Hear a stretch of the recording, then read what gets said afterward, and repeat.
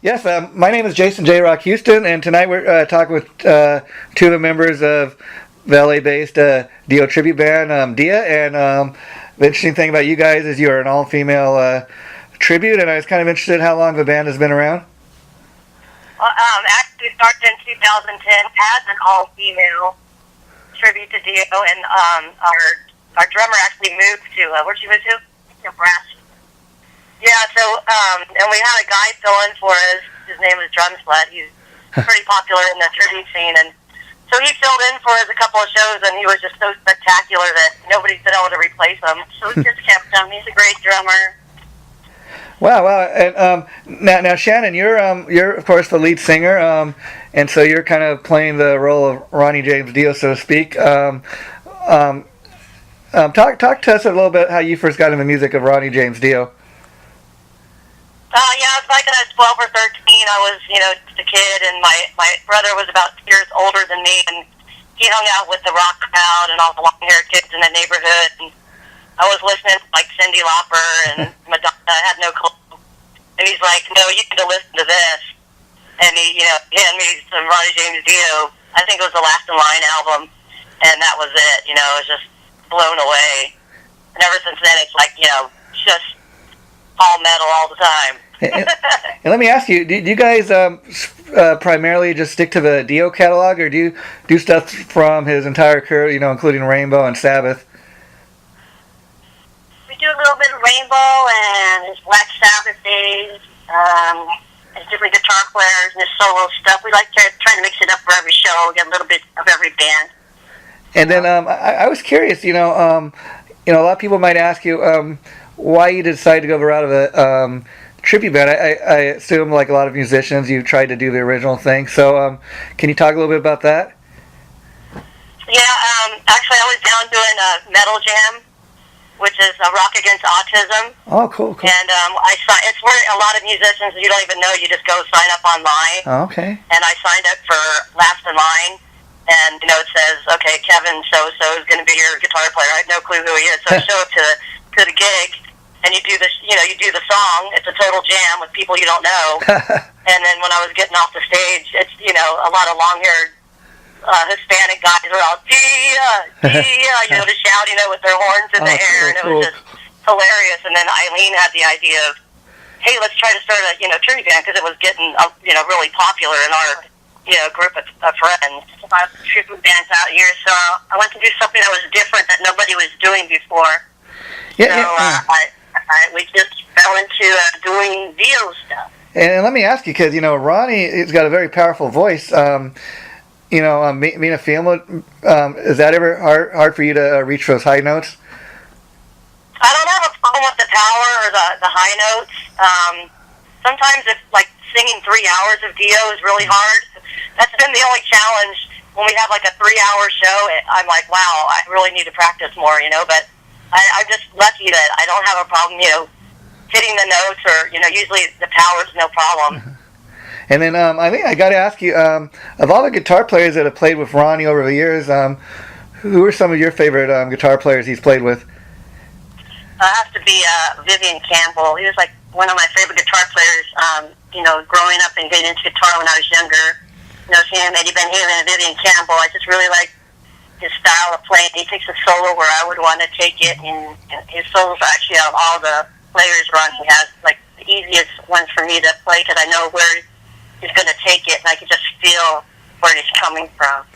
And let me ask you guys, like you said, this tribute band, Dia kind of came together accidentally, and it kind of taken a life of its own. Have you at all been surprised at how successful you've been able to become with Dia, as opposed to, like we were saying earlier, if you're trying to do your own original music? Yeah, definitely. We actually, Elieen and I are in another band where we do, top, 40 classic, covers, and so it's, and we've also done originals too, and it is really hard to get people to come down and hear you and pay to, listen to songs that they don't know. Yeah. But when they hear like, oh wow, these chicks are doing, Ronnie James Dio, we got to check that out, So it's been really cool, and we've met some really awesome people that, along the way in the tribute scene that have really supported us, and we all kind of network together. And even Ronnie approved of us. He knew of us and thought we were just the best thing to do a tribute to him. He got a kick out of us.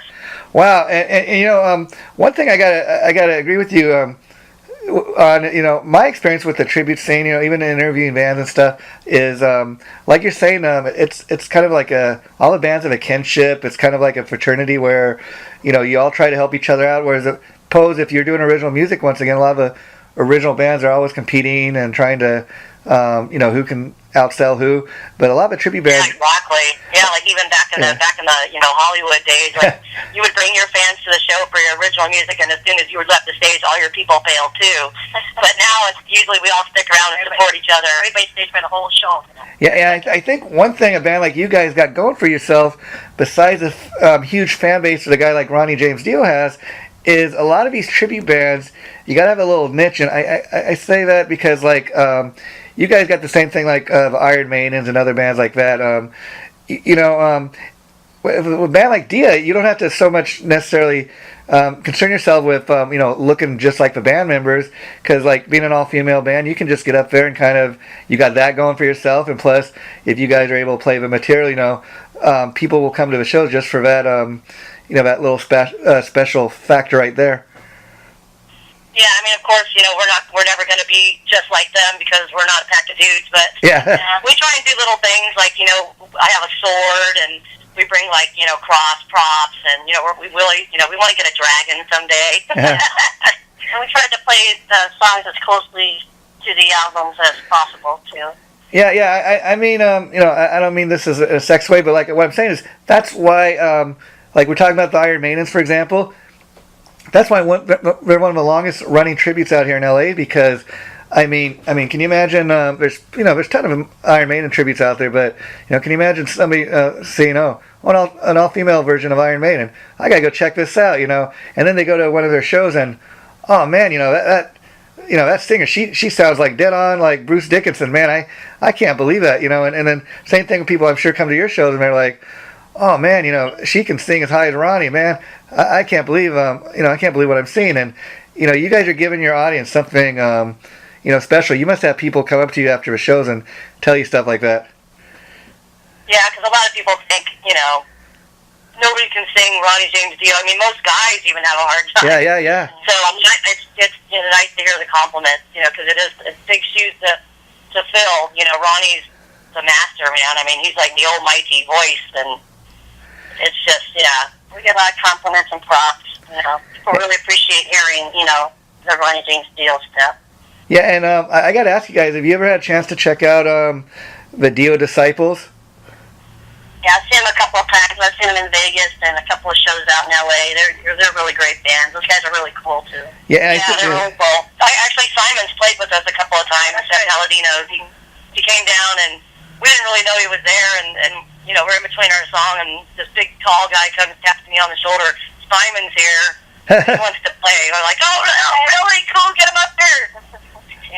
Yeah, the cool thing about anybody that ever had a chance to see the Dio Disciples is, it's really a bunch of guys, played with Ronnie in the actual Dio band, and some of his friends, obviously taking his spot as singing the tunes, but it's these guys doing it out of a love of Ronnie. They're trying to keep his music and his legacy alive, and they're doing it for no other reason. I mean, of course, they're making a living doing it, but that's not the sole reason they're doing it. They're doing it because they're trying to keep their friend's memory alive, and I think that's what is so great about a project like that. Yeah, I mean, we're doing the same thing. That's what our goal is. We're not making much money at it, but we're doing it because we love the music, and like we have a lot of youngsters that like Dio too. We do all ages shows, and they come out there with their leather jackets and their jean jackets with all their patches, and they got their Dio flying. It's good to see that. Yeah, and then I was curious, like you guys said, you're getting ready to go and rehearse tonight. How often do you usually do shows? Do you perform pretty regularly? Is it kind of sporadic right now? Yeah, just kind of twice a month. Lately, sometimes we can go a month without playing, but I guess it depends.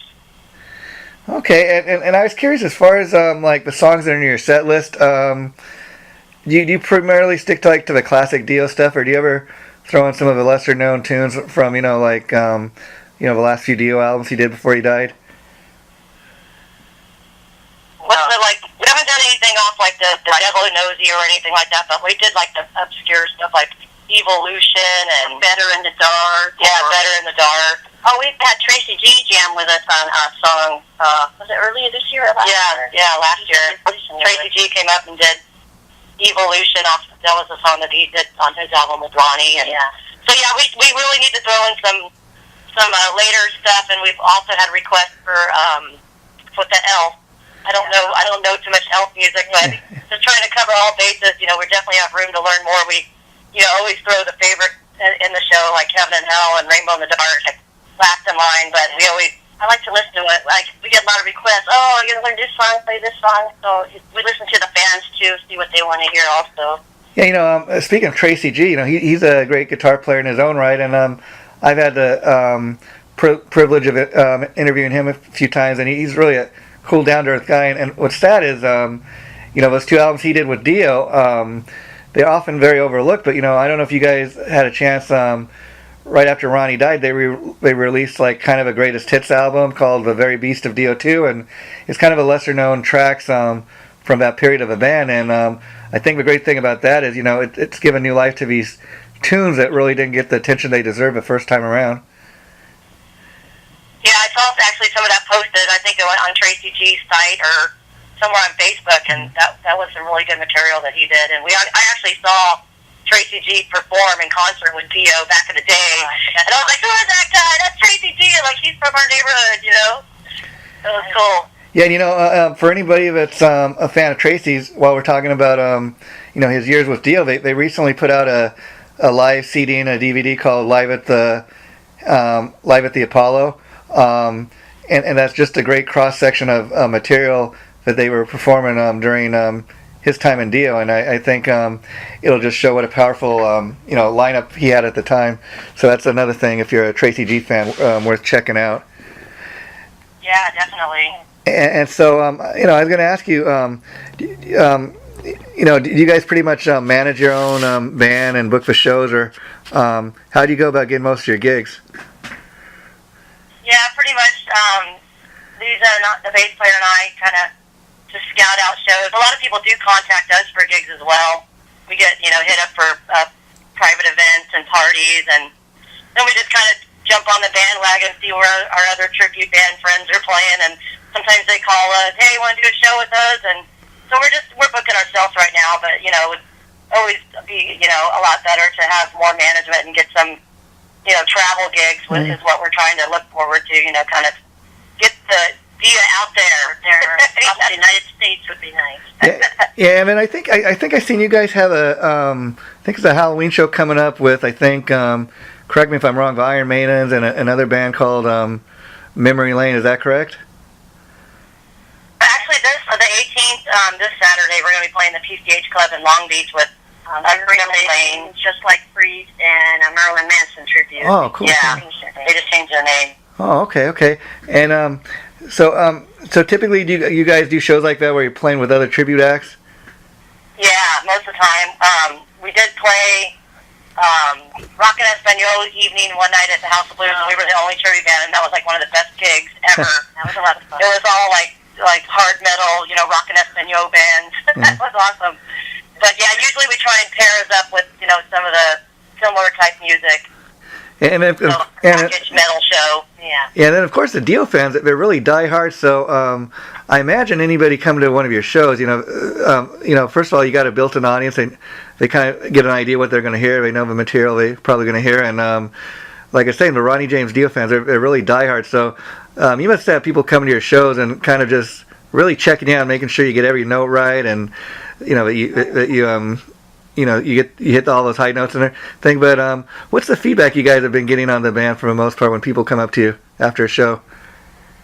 We get mostly a lot of positive feedback, and I get a lot of obscure song requests from a Tracy G album or just even Elf stuff or Rainbow stuff. I mostly get positive response from the fans. They love it. That's cool. And now, does it ever get hard, like when you're coming up with a set list? Obviously, you got to put in the hits and play the songs that the fans want to hear. But does it ever get hard to, like you want to put in a deep cut or one of your favorite tracks that's maybe not necessarily one of the bigger hits? I mean, usually we'll take a vote on it. Even sometimes we'll put it on Facebook, like, hey, what song should we do? Yeah. Let's have a vote. So I mean, we always like to mix it up because that's what the diehards want to hear. Mm-hmm. So we always we have to throw something different. It seems like the diehards want to hear these obscure songs from some ones that we barely know. What album was that? What album was that? They got them more down than we do. They got them all memorized. Yeah, and and there's such a cross section of material, especially just with the Dio band, that you never run out of stuff to play. There's no shortage of material. I mean, this guy that was doing it for 40 years, up until the time he died. Exactly. Yeah. Yeah, and I was curious, again, I think the fact that you guys are all female tribute, that's kind of a thing you got working for you, in your favor.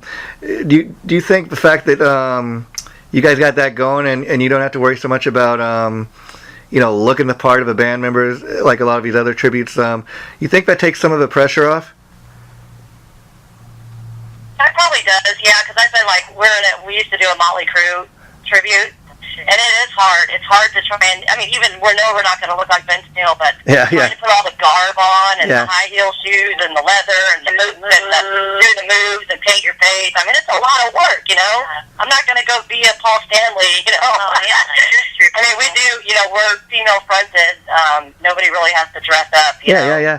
We just wear black and, and bring the sword and have some long, drapey sleeves and, so it does take a lot of the pressure off. I mean, it does.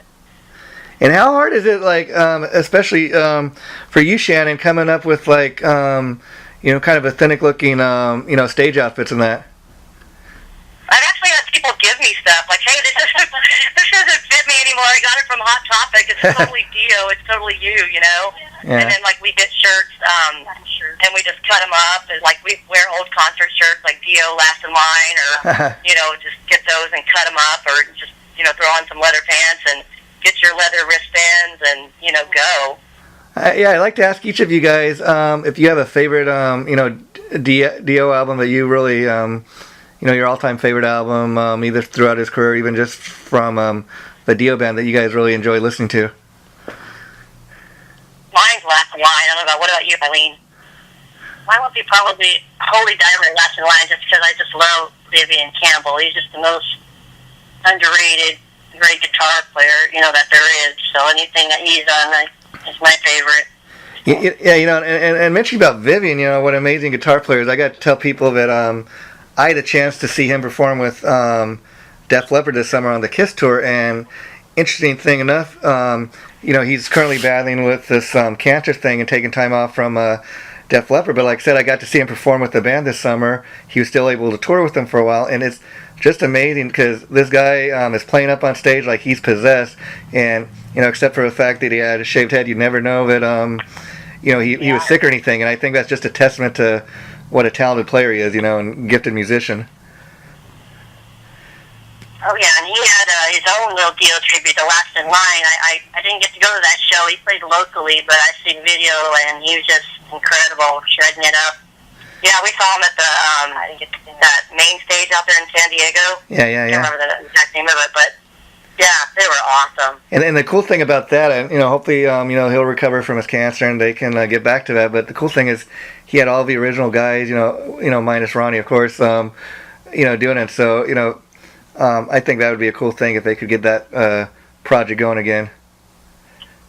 Definitely. Yeah, I've noticed there's lots of more Dio tributes popping up left and right. We were the first that I knew of, and we were doing it before Ronnie passed away. And then once he passed away, it seemed like a lot of other ones kind of started picking up. Yeah, I was going to ask you about that because even still today, there's not as many Dio tributes as you would expect. Do you think that's just because of the fact that again, he was doing it up until the time he died, or do you think it has a little to do with the fact that for any singer out there, it's like we're saying, hard to hit those high notes. I mean, because I got to tell you, like I've seen Ronnie perform with Black Sabbath, and the amazing thing is this little tiny guy up there on stage, and then when you stop to think, man, what a high voice, how powerful voice he had. It's like, I can't believe that voice is coming out of that little, that little human being. Yeah, I think that has a lot to do with it. Also, the drumming and everything, like the guitar part. It's intricate music. I mean, if you're trying to do it, technical and intricate. It's not easy stuff to play. It's really challenging. So I was trying to sing, try singing that for an hour. Yeah. So to do. And so I was curious. You guys mentioned that prior to Dia, you were in a Motley Crue tribute band. Could you talk a little bit about that? Tell us what the name of the band was, and I imagine that was quite different from covering Dio. Yeah, that's like a lot fun and goofier. It was like Halloween, come out, woo, party on wheels. We're called Motley Crue, and we're still together, but we're just, our drummer's kind of on hiatus right now. But it was called Motley's Crue, and it was with a couple of the members from Thunderstruck. Oh, okay. Yeah, so that was our little spin-off from them, and we did some really good shows with them, and right now we're just kind of a little bit on hold, but we're looking to start that up, and that was just a 4-piece all-female tribute. Yeah, because different attitude, different vibe. It's like party, fun, dress up. Really different from the Dio tribute, but it was fun. Hopefully, we can get something going. Yeah, get that back going. Hopefully next year, we'll see. Yeah, I mean, and doing Motley Crue, the thing about that is, it's a little more. It's still hard edge, but it's still a little more poppy, radio oriented. A lot of the stuff, and compared to Dio, where you're doing just full blown on, almost, metal and powerhouse, more powerhouse vocals. It's like more intense. Yeah. With Motley Crue, it's like more relaxed. More radio friendly. I mean, I think it's a little bit harder to get bookings. Because a lot of people don't know Dio's music. So we pitch it as Black Sabbath, the Dio years. They're like, oh yeah, Black Sabbath. Now they know. Yeah. So it's a totally different animal. Yeah, I mean, and I want to get your guys' opinion. I imagine you had a chance by now to hear the Dio tribute that Wendy Dio put out, earlier this year. The CD. Oh, you're talking about the CD? Yeah, have you had a chance to hear that stuff? Yeah. I went to the actual release party and saw some of the songs performed. Oh man, Ron was there, and I mean everybody was there except Ronnie. Yeah. It was really cool. I think that was a great thing that they did. They donated a lot of the money to cancer, his cancer fund, and I wish Dia could have been on there. Yeah, we would have loved to participate, and but it was a great job by all. And so, like you said, you'd actually I don't know if you met him or but you'd heard that Ronnie was like a real fan of you guys. I was curious if you had any interaction with Wendy Dio over the years. Yeah, I met him in the bathroom once at the show. We're at Tea Club. Oh, okay.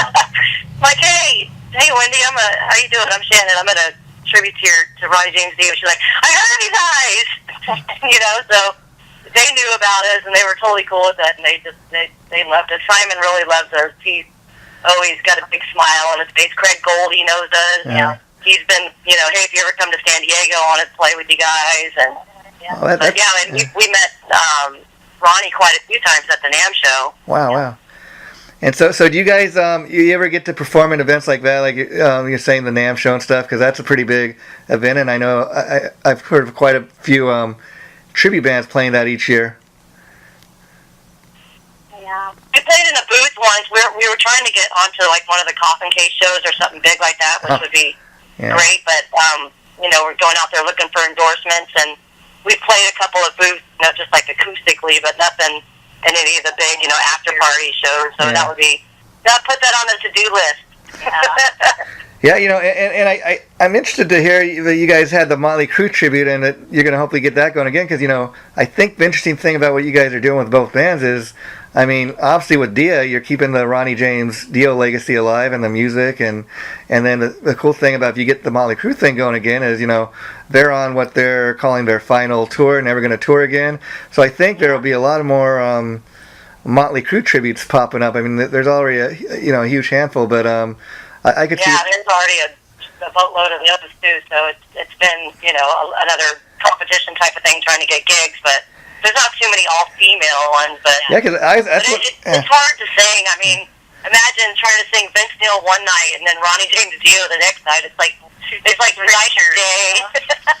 Yeah, I guess it'd be a hard thing to pull off, but like you're saying, I'm only aware of one other maybe all-female tribute out of New York, and I think they call themselves Girls. That's the only other one I'm aware of. Girls, and then there's another one from I think San Francisco called Cruella. Oh yeah, Cruella. Cruella. Yeah, Cruella. Motley Crue. But see, I think they're primarily from the San Francisco area. I've actually interviewed one of the members of Cruella, and at the time she was telling me that they were just kind of getting their little project off the ground, and so I think the fact that you're established and if you could get your thing going again, it'd be cool because it'd be like a Southern California all-female tribute, and who knows it. Would you ever toy with the idea of like doing double duty on the same building, like Zakk Wylde might play with Ozzy Osbourne and Black Label? We did do that, didn't we? I think we did. Yeah, I think we played the Santa Fe Spring Swap Meet. We played. Wasn't it Dia and then Motley's Crue? Oh wow, that was good. Yeah, so I did. I had to go run and change, change with the makeup. Yeah. So yeah, we did that. We definitely did that. But I love singing the Dio. It comes naturally for me, and I really don't have to try too hard. A lot of the other stuff that I try and do, I notice I'm really worried or struggling. Oh, I'm not going to hit that note, or it's just weird. Like the Dio stuff, it seems so effortless sometimes. I mean, everybody has a bad day being a singer, but, And let me ask you, being women, do you ever have trouble getting people to take you serious? I mean, I imagine most times you must, kind of win the crowd over when people, you get a lot of approval for people when they see you for the first time, like, wow, I didn't know what to expect, I mean, you're an all-girl band, but man, you guys, you really rocked the house, and man, I went away, enjoying the show. You must get stuff like that all the time. Yeah, I've even had somebody walk up to me and you made me eat crow, and that's a Southern saying. Basically, you made me eat shit, and I guess, you step up there and they're like, okay, what are they going to do? What are these girls going to do? And then they're like, wow, they did a good job at it, so it's kind of like that. A lot of people are, in the beginning, they have their reservations. They're like, okay, let's see what they can do, and then they're like, yeah, you get in a show, their arms are crossed. By the end of it, they're getting into it. Yeah, but I really think you guys got your place in the market out there as far as a Dio tribute, for the simple fact, forget about being an all-female tribute. I mean, that's going to help you a little bit, but you gotta have some level of talent, and I think you guys obviously got to have that for being as successful as you have been. And the interesting thing about it is, I can't really think of too many other Dio tribute bands, period, out here in this area. So I think that's what's working for you. Not just the fact that you're all-female tribute, but the fact that they're, you don't even have any male-fronted Dio tribute bands out here, that I'm aware of. And I think, so you guys got a nice little place on the market right now, and I think that's what's working for you. Yeah, I mean, we don't really market ourselves as all-female tribute. We used to, but since we do have Chris, our drummer, we just do a tribute to the music of Ronnie James Dio, and we're all female-fronted, but we do have Chris, our drummer, and he's amazing. So, like I said, he's irreplaceable. He knows every beat, every rhythm, every part, every drum. I mean, it's like, we've had a few people, hey, I want to try out for Dio, girls, and we're like, we're too spoiled. So we're lucky. We're really lucky to have him, and it's a great combination of players. That is my band. Yeah, I mean, Shannon, you're saying that you feel really natural singing these songs. I was curious, though, at the end of the night, as you come off the stage, is your voice ever really sore, or are you in that mode pretty much since, you rehearse regularly to, do these shows? Yeah, rarely, unless I didn't sleep or partied too much. But the band that Elieen are in, Full House, we've played, 5 sets, 3 days in a row.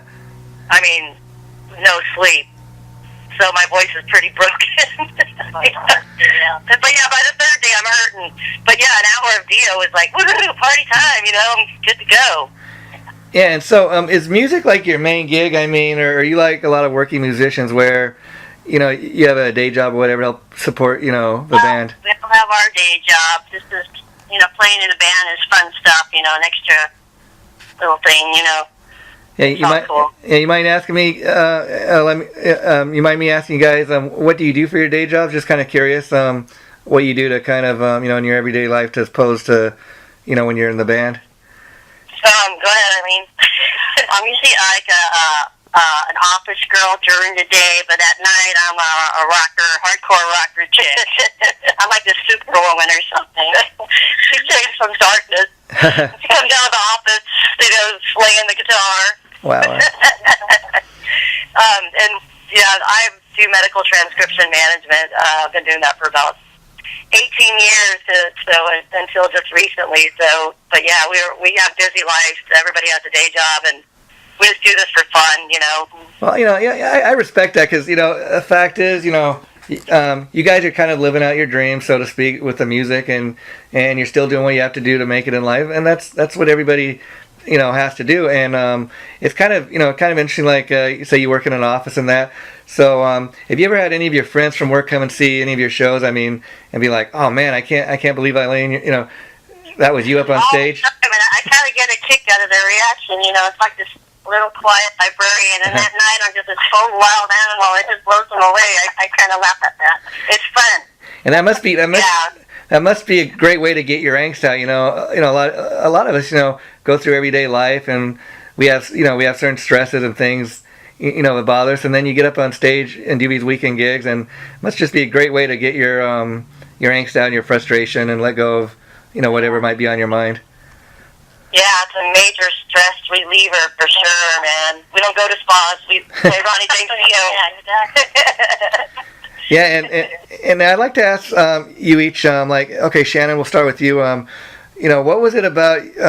What was the point in your life when you decided, you wanted to become a singer? That was kind of a thing you wanted to do, or you wanted to take a shot at doing? I just, always wanted to sing. I would always watch the, MTV videos on, be like, Rob Halford and Ronnie James Dio, Rainbow in the Dark, but I never really. I sang in the choir in school, but Mikey Stone used to be in a band back in the day. God, I can't remember the name now. They had to change the name. But the singer didn't show up, but they had a gig at Guitarist. And Steel Trojan was the name. And the singer forgot to show up. I think he was asleep for 5 days. And I used to go to rehearsal, and I would run sound and run the lights and do all that stuff. And so I was the only one that knew all the words, and so they made me sing that night. And then it was out of the garage into Guitarist, type of situation. And ever since then, I just started singing. I wasn't scared anymore. I think I kind of had a stage fright thing back in the day, but let me ask you, Shannon, about that. As far as all the bands you were ever in, was it also a case of maybe out of all the people in the band, you had the best voice, or was singing just something you always had a desire to do? It just came to me naturally, and I was always good at remembering lyrics. I could remember a lot of songs, so I think it was just. They're like, you do it, We're playing guitar, you do it. I'm like, well, I can't play guitar, so I'll sing, I suck at playing guitar, so it's like, why bother? And then Elieen, I got to ask you, as far as I always like to ask people, in your case, since you're a guitar player, why did you choose the guitar as your instrument of choice? Oh, yeah, as a young child, I've always been strangely attracted to the guitar, and actually never got my hands on one until I was 14 or 15, so it was just all these years just kind of admiring the car. And I finally actually get to drive one and sit in it and drive it. I finally got to possess the guitar. Once I got my hands on it, there's no stopping me. I'm a natural at it. I never took lessons. I played mostly by ear, and cool. It's just something, a love, a passion that I've had, growing up, and I've always played. Ever since then, so. Oh, cool. And then, Shannon, get back to you. I was curious, when you first started singing, you said you, a lot of people, you'd first experienced a little bit of stage fright. Did it take you a while to get, used to hearing what your voice sounded like, on tape and that? Because a lot of times when we listen back to our voices on tape, it sounds quite different to us, listening to them when we're just talking. Did that take a while for you to get used to? Yeah, like you said, listening back to recordings, you're like, ugh, what happened?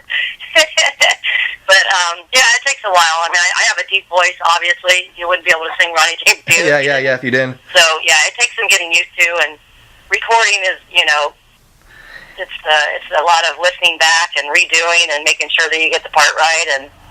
But, yeah, like you said, it is kind of a shocker. Like, you think you sound so much better sometimes, and then you listen to it back, and you're like, oh, and real quick, Elieen has like the ET fingers, ET phone home. Oh, okay. She was born to shred. Yeah. Okay, and then the last thing I want to kind of touch upon with you guys before we go is being that you're such big Dio fans yourself, like when you go into rehearsal, like what you're going to get ready to do tonight when we end this phone call, being that you're such huge fans yourself, and you know how huge the Ronnie James Dio fans are. How serious do you take what you do as far as, I mean, do you feel that you're at the point where you're pretty comfortable in your ability to play these songs, perform them live, or do you find that you still have to practice pretty regularly? I pretty much I think I'm pretty much comfortable with what we know for now, and we'll probably be learning some new songs, so of course I got to learn those and get the gist of them out, and once we rehearse them a couple of times, I'm pretty much comfortable with them, so.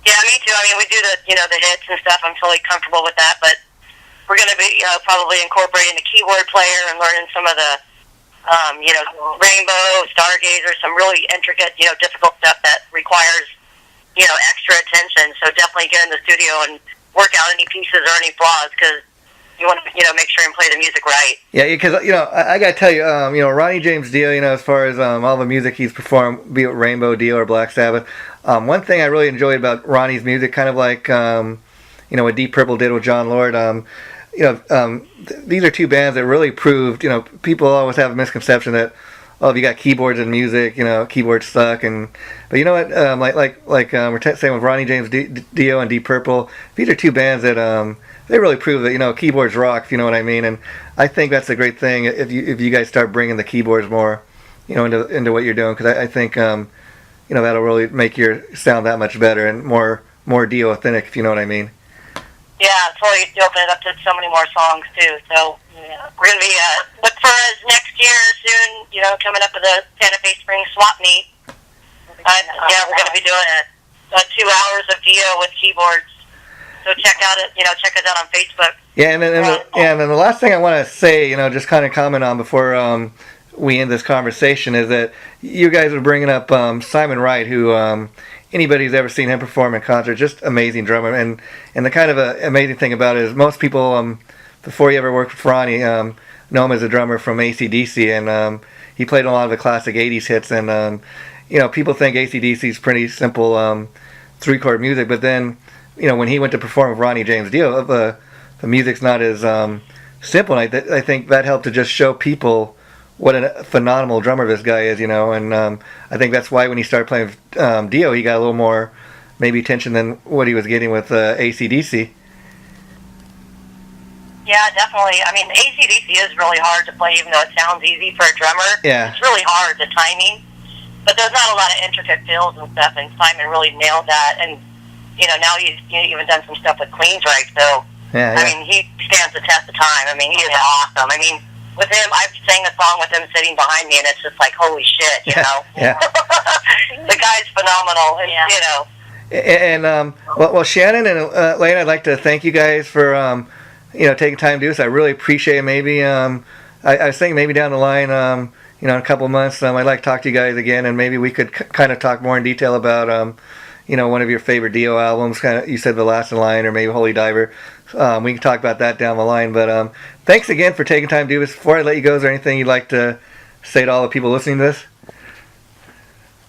Just keep Dio's spirit alive, listen to the music, keep it metal, and we really appreciate you, Jason, for taking the time and interest in our band. And also check us out on Facebook, and we're Dio Tribute on Facebook, and come be our friend or like our page. Yeah, I'll do that. And before I let you